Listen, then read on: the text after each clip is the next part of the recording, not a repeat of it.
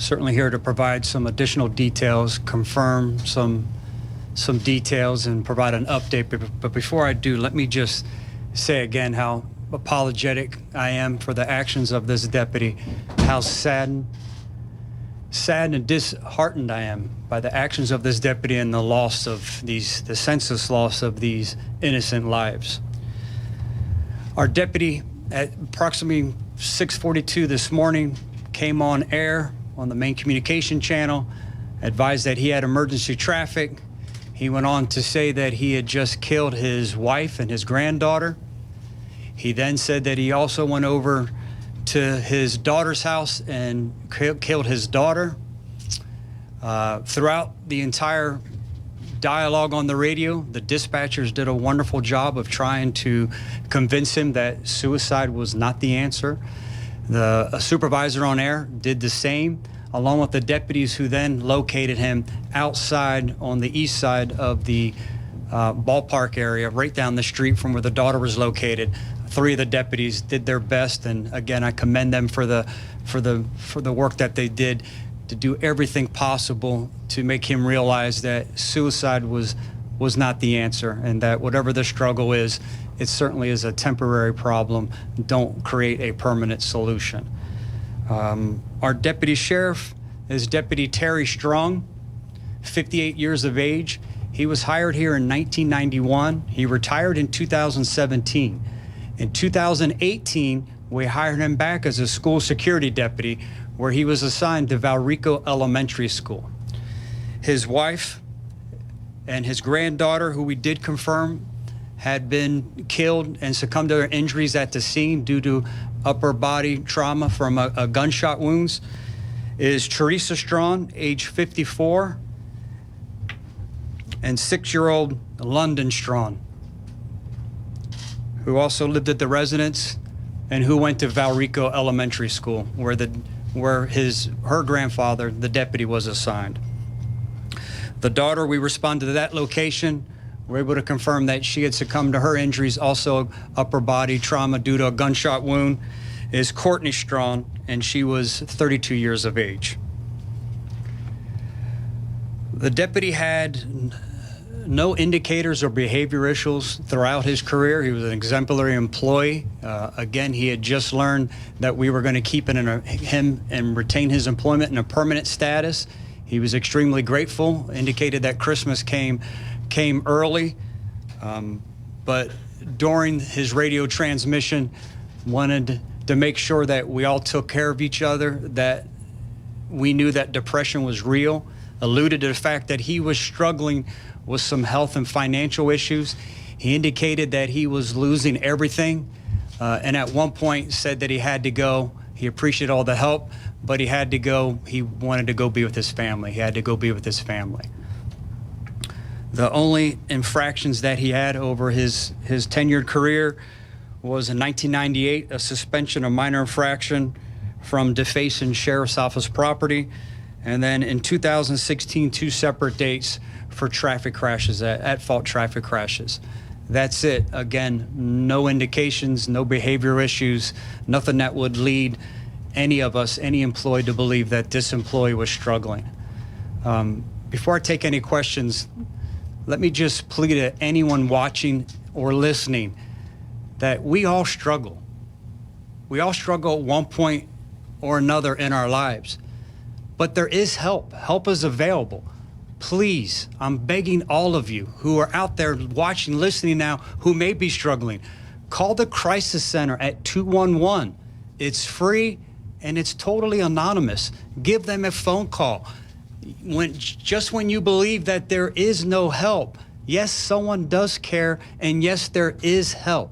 And I would encourage everyone, again, don't do something so permanent for a temporary problem that you may be facing, a temporary struggle in your life.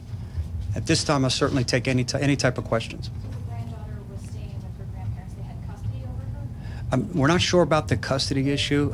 She did have a bedroom there, and she was staying with them, but I can't unequivocally confirm that. But yes, she lived with Deputy Strawn and his wife. Yes.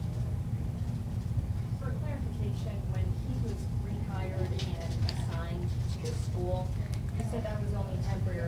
when they were going to hire security officers, right? The district was. So at what point would he have taken a role of, I guess maybe on the streets, patrolling? I think was there supposed to be a transition at some point, or was he always going to be a? Correct. And that's a great question. He was a contract employee who we were going to hire permanently. He was back. He loved being back with the office.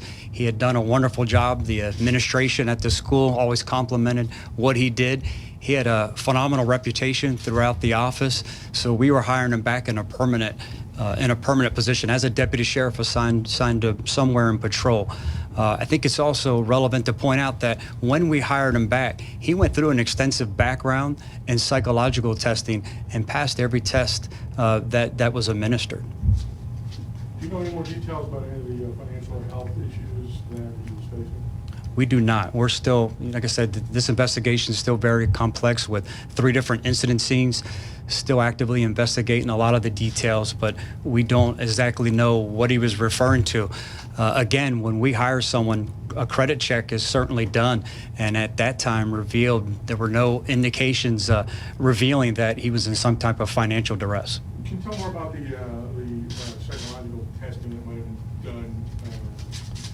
Yes, it's a quite. I'm sorry, I'm not familiar with the name of it, but it's a lengthy written exam, and then it's followed up with a verbal examination with a psychiatrist here that we have contracted throughout the office.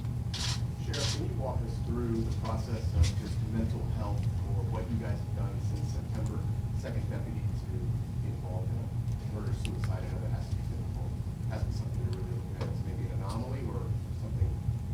No, we know that suicides are on the rise. We can see it. We see that murder-suicides are on the rise. We were always constantly examining that type of data.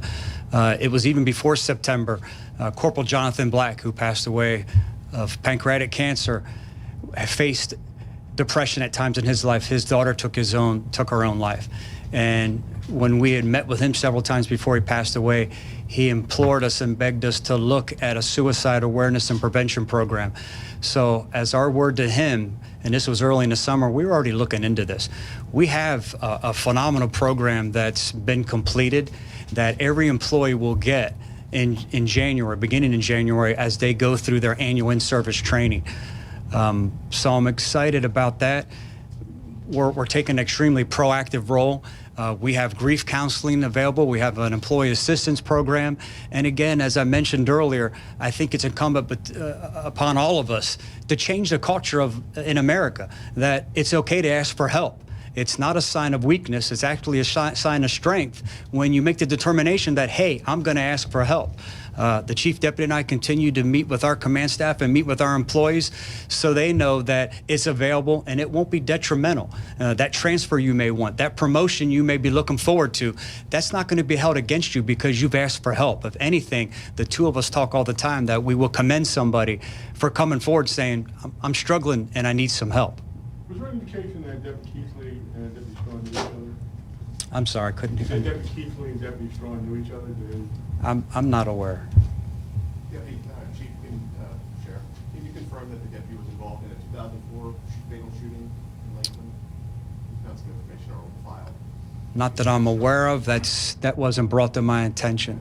His name is cited in. Yeah, I will certainly have Danny provide clarification to that, but not that I was made aware of. Will the audio tape from the conversation on air be made available on your point? We're working on that. As you can understand, we're still communicating with the family, making notifications, and some of his family members are actually still employed here. So we're being sensitive to that as well, but that's certainly something that we're aware of, and we'll get that released as soon as we can. How are the other deputies doing? I know that this happened in front of several deputies. How are they doing?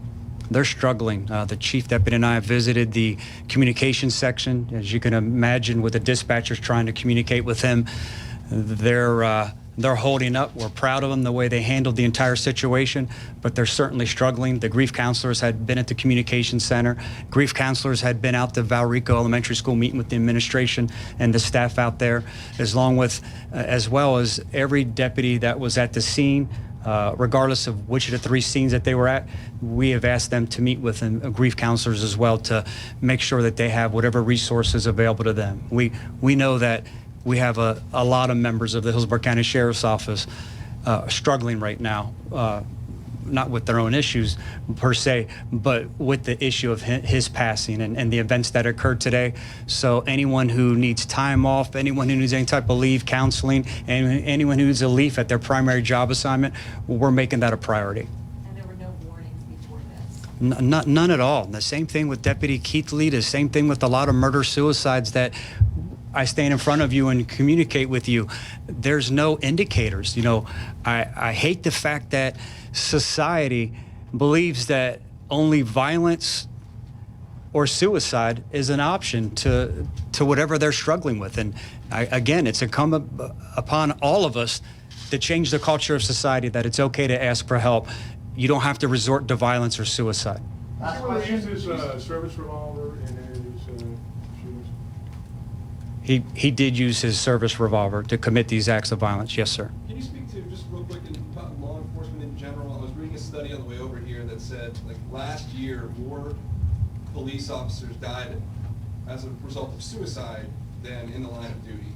Does that bother you now that you've had 2 in the past few months? And you're obviously talking about it now, you're seeing the issue. We absolutely examine that and mine that data. I think that's a positive that comes out of any type of tragedy as law enforcement shares their information, regardless if it's an event that includes a law enforcement officer or not, any type of tragedy. It is on the rise. You know, suicide across the nation, not just in law enforcement, is on the rise. I'm sure all of us understand that being a law enforcement officer in today's society is extremely stressful. That certainly doesn't warrant or excuse any type of acts of violence by any type of law enforcement officer, whether it's to themselves or to anyone else. So we'll continue to look at that. We'll continue to be as proactive as we can as an agency, hoping that we can prevent anyone from committing the same type of act. Thank you, everybody. Appreciate it. Thank you. Very much.